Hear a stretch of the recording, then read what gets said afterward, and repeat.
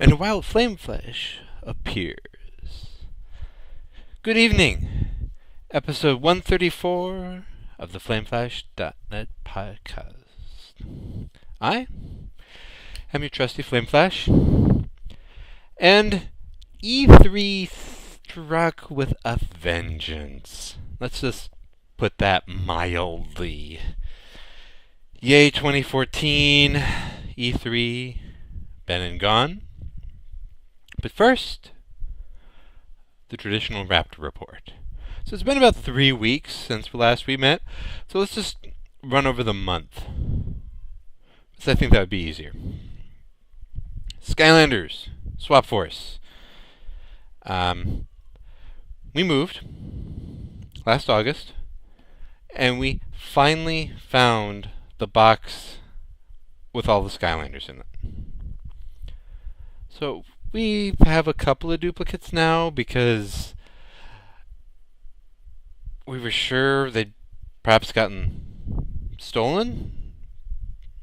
You know, random box, yoink, bad luck that it was Skylanders. But fortunately, they've been found. We're thinking we're going to keep all the few duplicates we have, so that way when, newbie the 3-year-old decides to try to teach one of the Skylanders to swim, we have a backup. These are better games than you'd really expect, though. Though they're probably better with a youngling to be either cheering you on or playing with them. Just saying on that.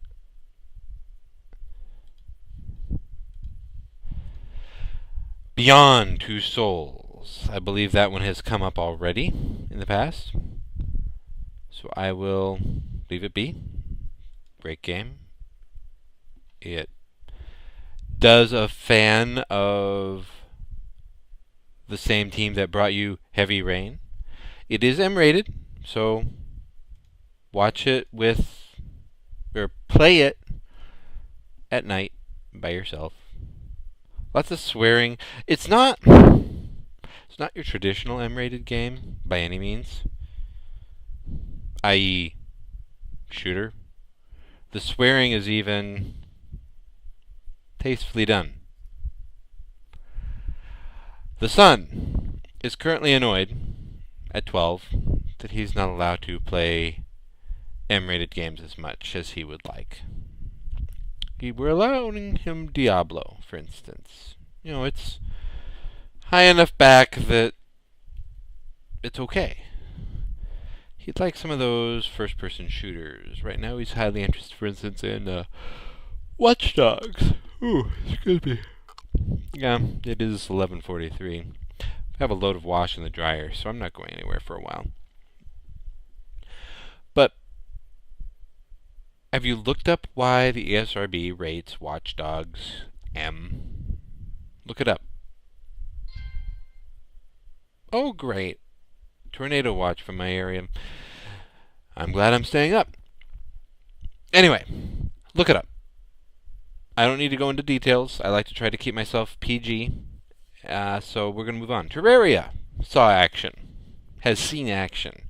Magic the Gathering has seen action. Not much. I was going to try to play tonight, but it didn't work out.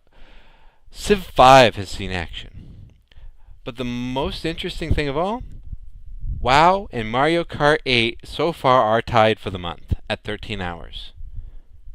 Mario Kart 8 is getting as much attention as World of Warcraft. That's pretty darn cool. It just shows how much it can pull me in. Right now I'm working on unlocking all of the stamps, especially the Grand Prix related ones. So, excuse me, I'm going through and getting the Grand Prix beat on each character. That's how you unlock the character Grand Prix stamps. If you didn't know that, now you do. So that would be the Raptor report. I have mixed E3 news in together with everything else, just because it's a little ways after E3 now. I'm not going to cover everything at E3. Heck no.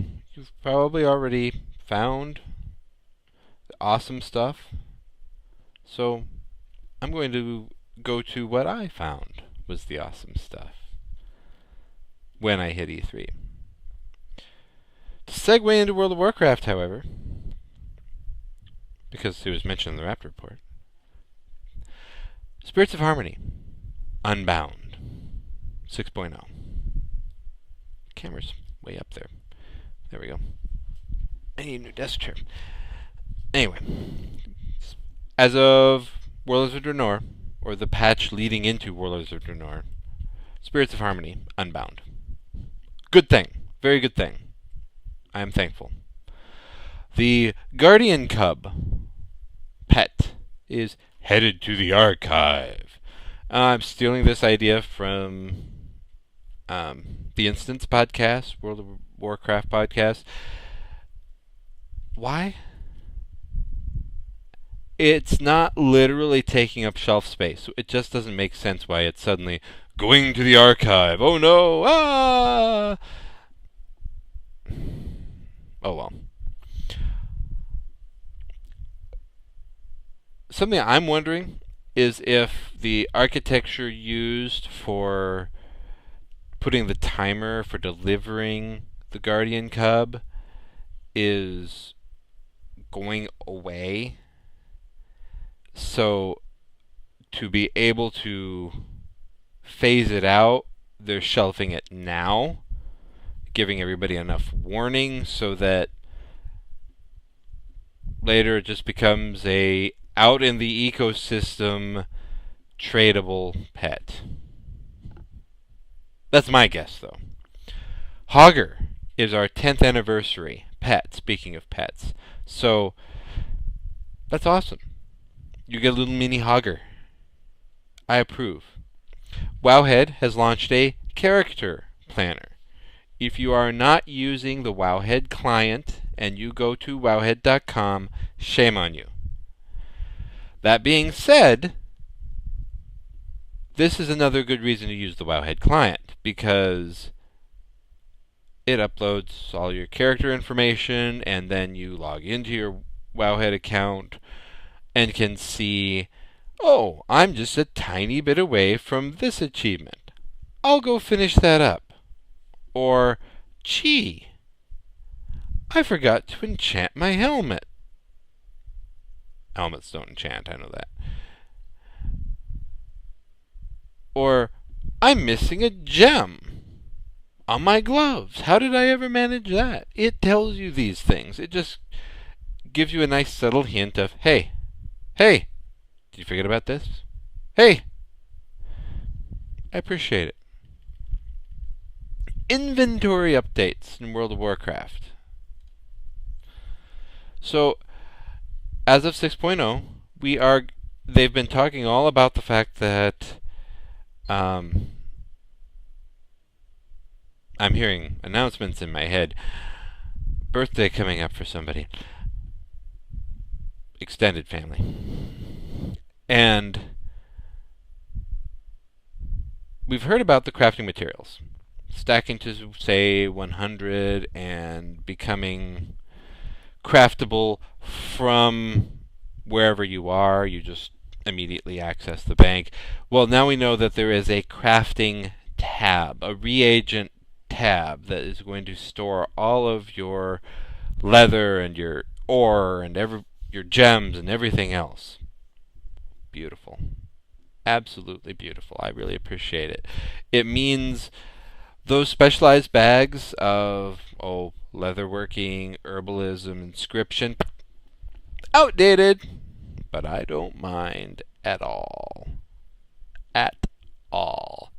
This is going to be fantastic for opening up bag space. I probably didn't need to create 2 new banker alts at this point, but I wanted them, so I made them.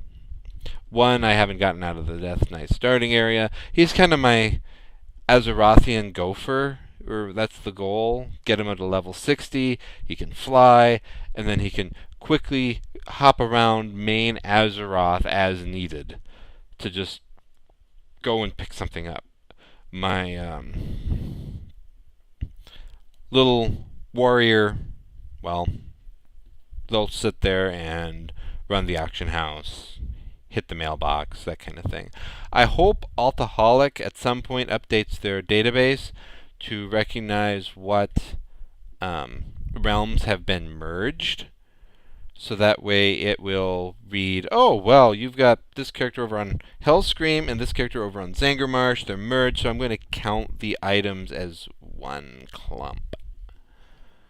Maybe we'll get there. New Warforged Nightmare. An awesome looking mount. The really cool thing is, when you learn the mount, when it first arrives in your mailbox, for your first character that you log in on, you go and learn the mount. Then, after that, on every subsequent character you log in on, you will receive a mail in your mailbox going, here, have a Warforged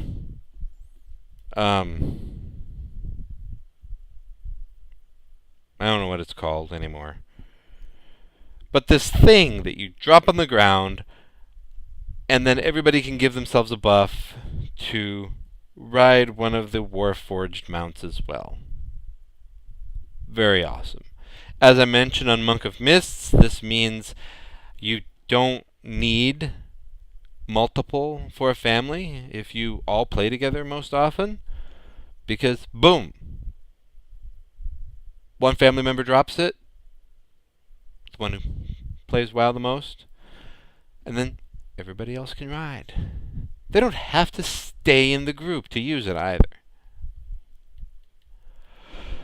League of Legends, boing, gets a Summoner's Rift map update. So just like World of Warcraft, they're going to be updating their map. Pretty cool. I have been having a bug to play League of Legends. I just haven't gotten around to doing it. Like running scenarios or dungeons in WoW, League of Legends is one of those things that you have to then be dedicated for X amount of time, no interruptions. Well, I like hopping up and helping Breadflare with whatever chores she happens to be doing, because it's spending time with her. Yes, even chores are spending time with your significant other. So, by hopping up and doing that, we're bonding, we're laughing, she's done sooner, and then maybe we both hop in a WoW. You know? Or Mario Kart. Plants vs. Zombies, Garden Warfare. They're coming. PlayStation Network. So here's another one of those shooters, my son, that I might be interested in, that I might be willing to let you play. Huh.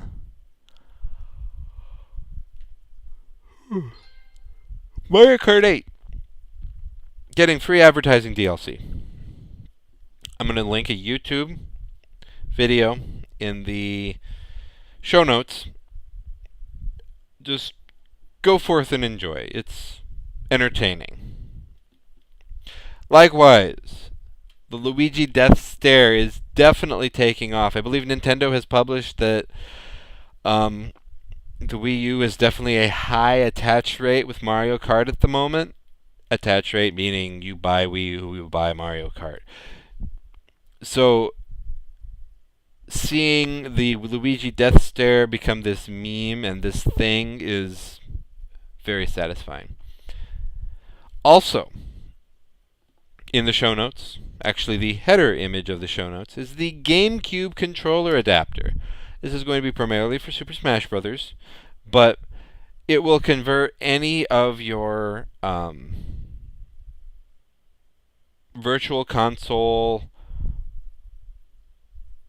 games, or any game that can use the controller, you know, that plugs into the bottom of the Wii Remote, whatever that's called,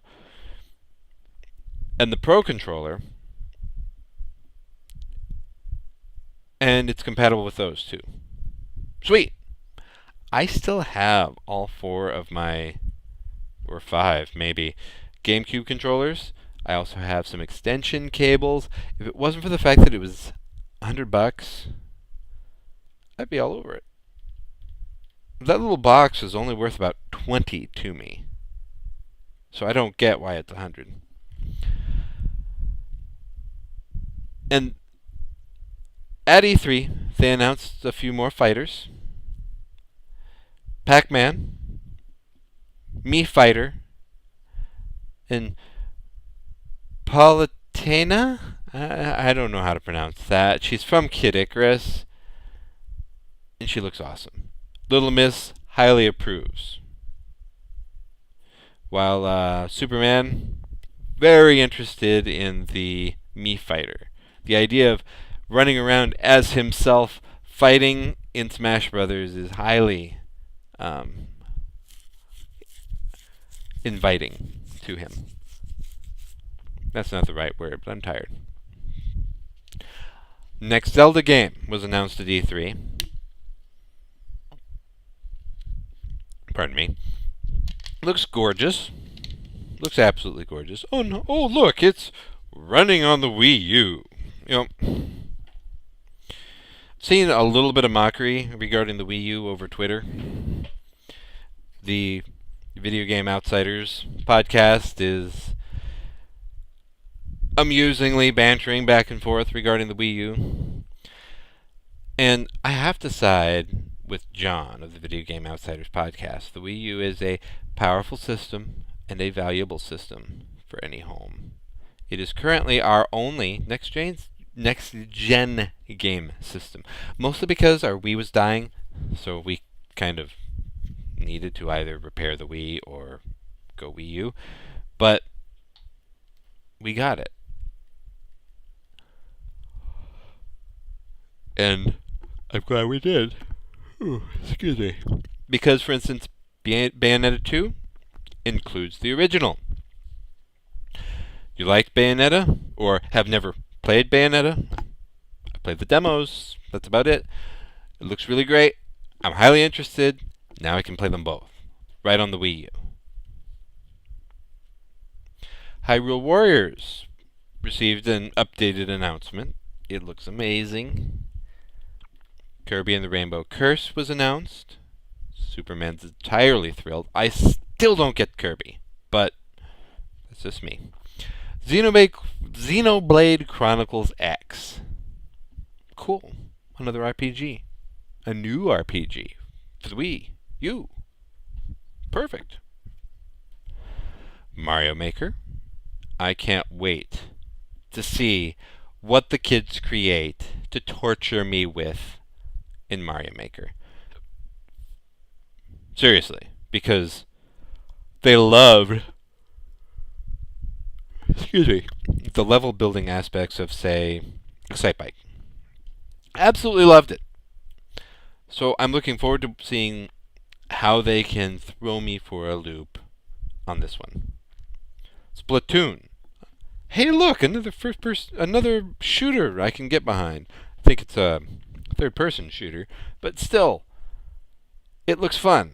It's tactical. It's not graphic. I'm sorry I'm such a pansy, but I'd rather play my games than go ugh and wince at them. Mario Party 10 announced. That's why the Wii U's so good for you. Yeah, it probably is. But yes, I slipped that Mario Party 10 in there in the rant. But Destiny and a white PS4 bundle. I'm highly interested. Why? Because it'll match my Vita. White Vita. Special edition. Still haven't played Assassin's Creed. But PlayStation 4, white PlayStation 4 bundled with Destiny. Sounds like that's in my destiny.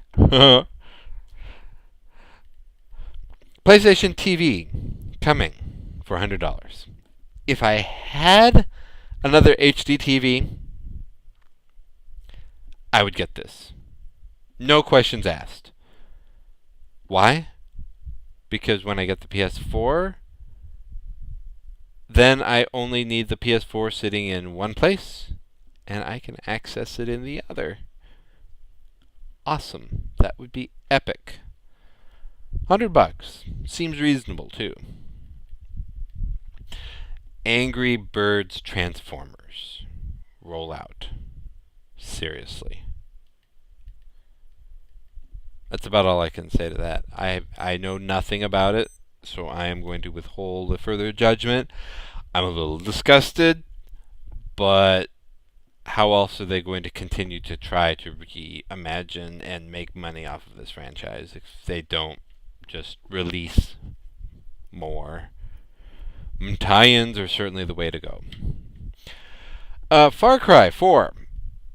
You can play it even if you don't own it. What? This was one of those really cool E3 news items. I'm no interest in Far Cry 4, but it's still one of those really cool news items because you'll invite a friend and probably stream or let them download this Far Cry 4 demo that while you're connected to your friend, you both can play together. Regardless. Brilliant advertising, marketing option. All you need is one buddy to buy it. Convince that buddy, all he has to do is convince everybody else to buy it as well. And then say, pass out, $5 off coupon cards or something. Well, if all of your friends use those $5 coupons, then maybe you get $20 in store credit for whichever system platform you're playing on. Boom! You're welcome. Take it for free. Basic D&D for free. So Wizards of the Coast is so confident you're going to like the next Dungeons & Dragons that they are giving away the basic rule set for free. Awesome. I am all over that. There was a new Super Mario Bros. Glitch discovered. So, to trigger it, you go to World 1-2 in a 2-player game as Mario and kill yourself. That's right. Those first two Buzzy Beetles that are marching your way, kill yourself on them. And yes, that means that you need to have beat the game once already. Now, as Luigi, get all the way to World 5-1 or 5-2. I think it's 5-2. And activate the vine. Grab onto that vine for dear life and let the hammer brother that you had just passed throw a hammer at you, put the hammer down, and kill you. Now, when Mario's turn starts back up, the vine is going to grow right up out of the ground. What? Now, as Luigi, you did need to grab a hold of the vine. I just can't believe after all this time, there's a new glitch discovered. One, it's really awesome that people are still playing Super Mario Brothers. Still playing it. Think about that. Two, there's an active enough community out there to find the glitch, probably test and verify the glitch, and then spread the knowledge of the glitch. Very cool. Back in my day, I would never have heard of the glitch because I was one of the only few youngins there that actually played them video game machines. Anyway, Yosemite was announced by Apple in the fall for free. Cool. I already got in line for the beta when it comes out, so I can annoy Red Flare a little bit earlier by getting the new version then instead of later. In the educational realm, a girl was suspended for wearing too short of shorts. Now, why is that significant? Who gives a crap? After all, it's summertime. The school's probably going to be out pretty soon. Lots of schools are probably going through this exact same thing. Well, this gal decided that arbitrarily they didn't get the finger length rule again. Now, I've already ranted about that finger length rule before, but she's protesting, and good for her.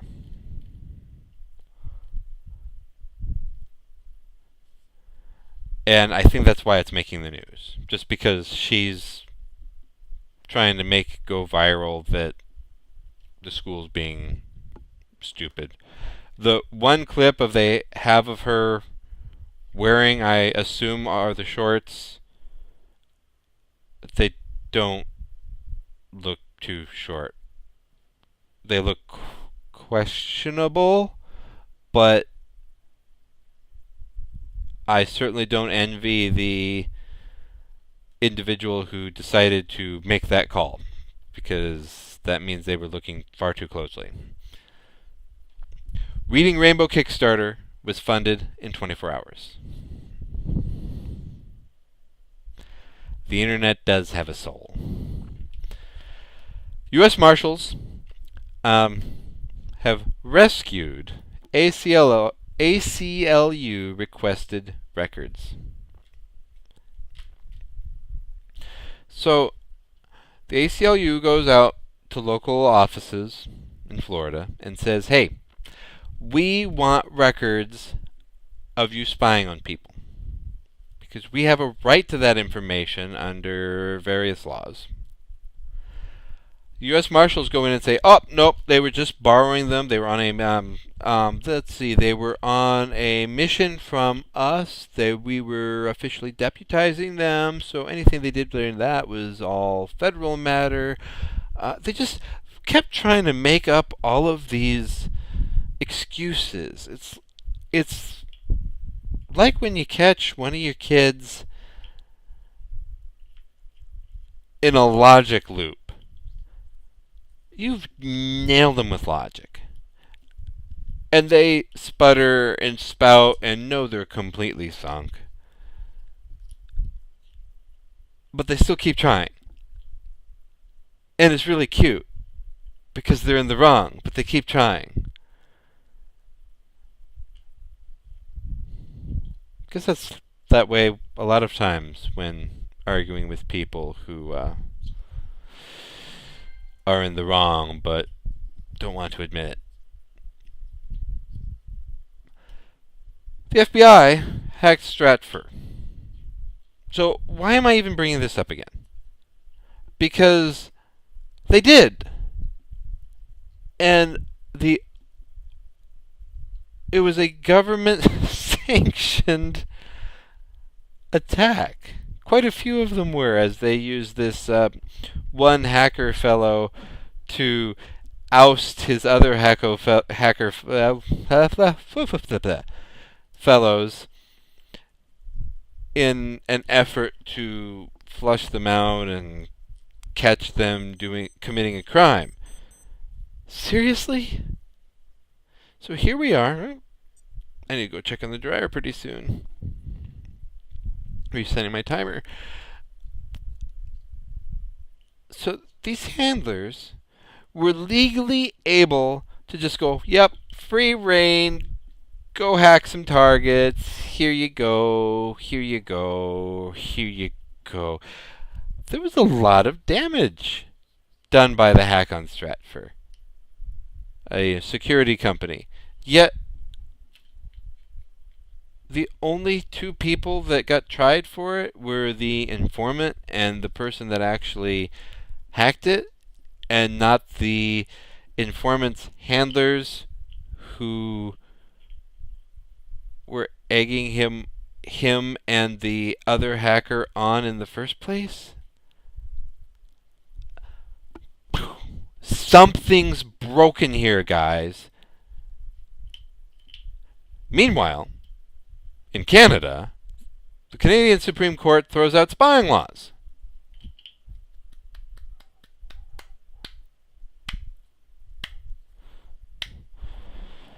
Now if we can only get that lucky over here. But that, my friends, was episode 134 of the FFdotnet podcast. I am lurking over on Raptor, raptr.com, as Flameflash, your trusty Flameflash. Where you'll find me on Twitter. FlameFlash.net's over on Facebook. I'm everywhere. Flameflash. If you find the Flameflash, if you find the torch, you found me. So the torch is going to go check the dryer and sign off. Have a good night.